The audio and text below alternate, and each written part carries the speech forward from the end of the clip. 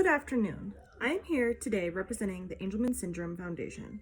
I have devoted my time and efforts to raise awareness for a community member who has a very rare situation.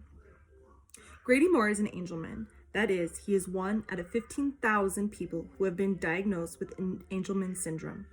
Angelman syndrome is a neurogenetic disorder that causes developmental delays, seizures, speech problems, and balance problems. This project started out as a small fundraising event, but over the next year, we are projected to continue our fundraising efforts. This spring, we will begin brainstorming ideas of how to make this project more than just a small community fundraising event.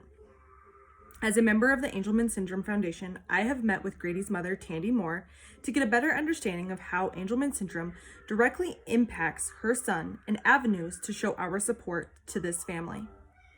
We discussed our ideas on how we could raise money and support our Angelman. We have come to the conclusion that having a community carnival, silent auction, community walk, and attending the National Angelman Walk in Brighton, and lastly, having a 50-50 raffle will all benefit in the research of finding a cure for Angelman syndrome.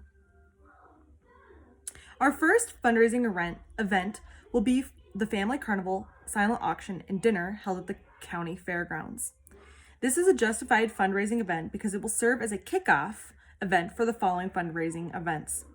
Furthermore, this event will help spread the awareness and importance of donating to this organization to help finding a cure for Angelman syndrome.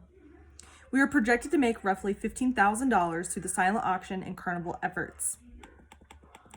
Next, we will host the community walk. This walk will be held on July 15th, 2020.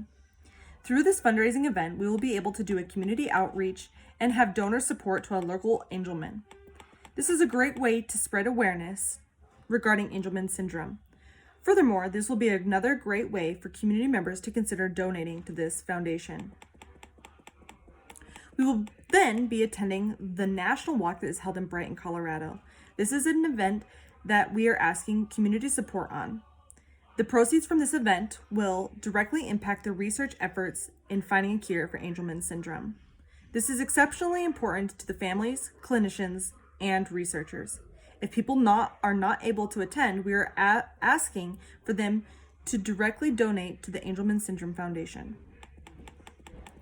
Lastly, we will be partnering with a local high school basketball team for a final 50-50 raffle fundraising event.